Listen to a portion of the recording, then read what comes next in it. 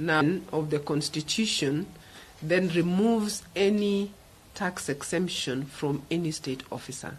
In other words, there can be no tax exemption for state officers. So that's the genesis of where we are on this matter. So after the 2010 Constitution, then the head of the public service in 2010 introduced a tax cushion for the judges and decided on an amount of 2.5 million. So you will see that at that point the decision was made by the head of public service. The commission had already been established with the mandate to review and set the benefit for state officers, meaning that only the commission that would have made that decision whether indeed the duty-free could be converted to something else. But that decision, notwithstanding the fact that the commission was already established, was made by the head of public service. The head of public service does not have the mandate in the Constitution to review or to set any benefit of any state officer, including this particular case that we are talking about. So it is only SRC that has the preserve in the Constitution to review and set any benefit for state officers. So that amount of 2.5 was later reviewed upwards up to 10 million.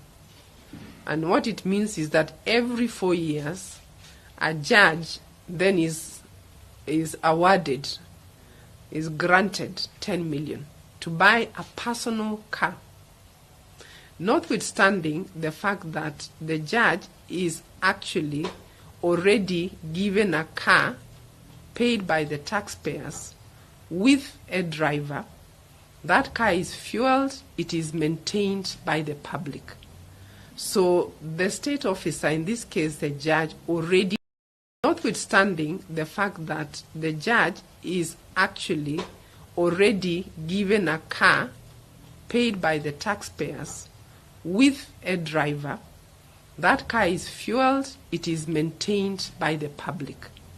So the state officer, in this case the judge, already commission has set, and they are entitled to a car fully maintained, fueled by the taxpayer. So this additional benefit is actually not for official use.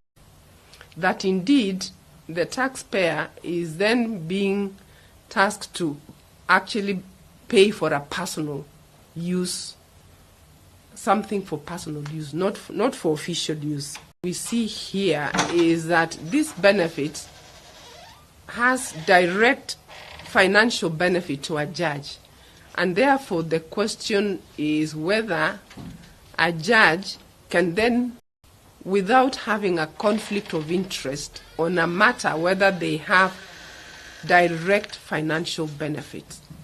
So from where the commission sits is, this is a benefit that has direct financial, is a matter that would bring a conflict of interest in a decision that the judges would make on the matter. The other very big concern for the commission is that it is going to cost the taxpayers 2.5 billion.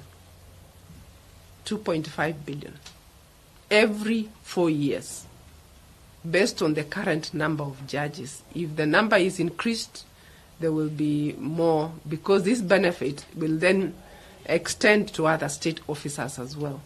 So it has a potential of 2.5 billion, which the taxpayers will have to pay, and which has not gone through the process that is required in the Constitution of public participation. Every benefit that the Commission sets has, In this particular case, it means that the 2.5 billion the taxpayers will pay, there has been no public participation, and there will be a requirement that that burden is now passed to the taxpayer for a personal benefit, not for official benefit. So as a commission, we are committed to uphold the Constitution, and we shall therefore be appealing against the judgment that was made today. So that really is the position of the Commission, and with that, therefore, I will take any questions that you may have. Chair, questions? Okay. Chair, my name is Martin Wandi from NTV. First, you say there is a conflict of interest with how these judgments are being made. And then you say that you're going to appeal. So who are you going to appeal to? We will still appeal to the same.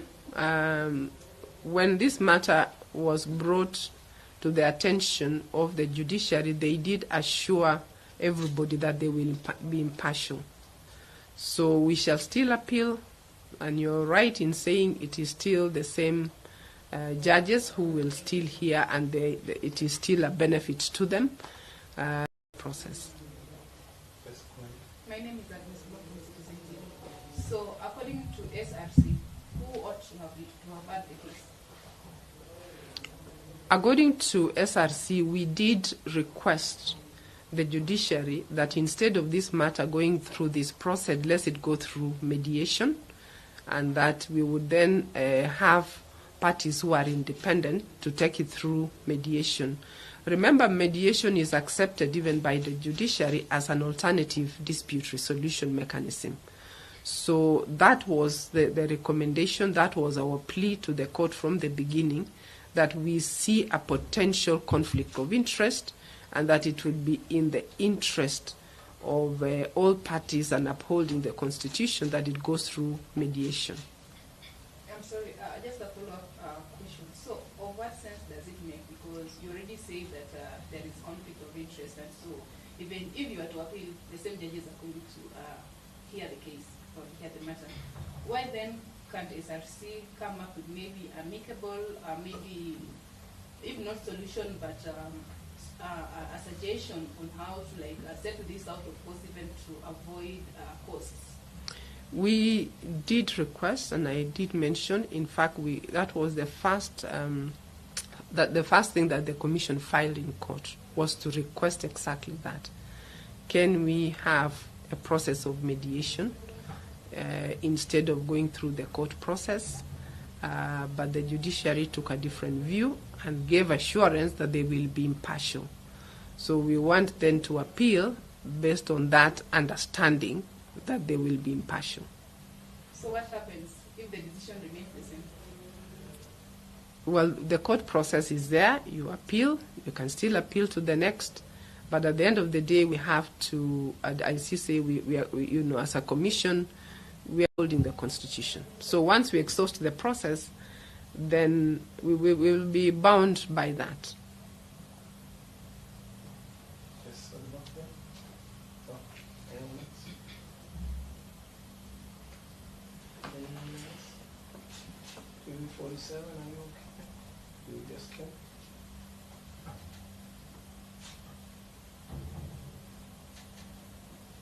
Yeah, quiet. Now that you say my name is T. Marco from ABC. You are stating that there is a conflict of interest. So, do you have any confidence that justice is? When it comes to a process such as this, we still believe that mediation would have been the better option, rather than going through a process where the other party has a direct financial benefit. So in terms of, do we feel that there will be fairness, it's only the outcomes that will tell. But it is difficult for us to say, will it be impartial or not, but we can only take it through the process.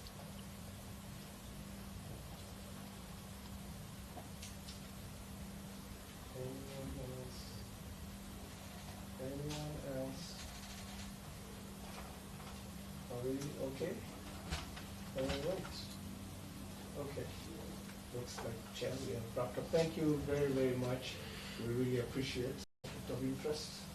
If that can be picked by the media, we'll really appreciate it. Thank you very much. Okay, thank you. Thank you, Chair. Thank you.